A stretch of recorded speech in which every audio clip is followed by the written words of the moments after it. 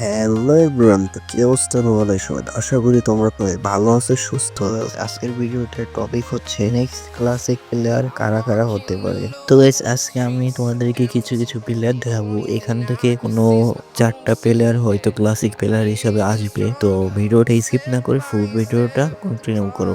আর তুমি যদি আমার এই চ্যানেলে নতুন হয়ে থাকো তাহলে অবশ্যই চ্যানেলটাকে সাবস্ক্রাইব করে পাশে থাকা বেল আইকনটি অল করে দিবা। তো গাইস, বেশি কথা না বলে চলো যাওয়া যাক মেন ভিডিওতে।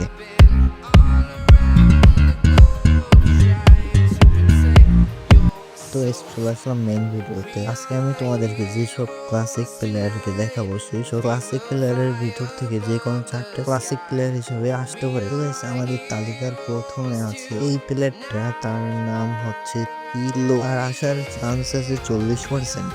তো গাইস, আমাদের তালিকার দ্বিতীয় নম্বর আছে এই প্লেয়ারটার নাম হচ্ছে মোলার, তার আসার চান্স আছে 40%।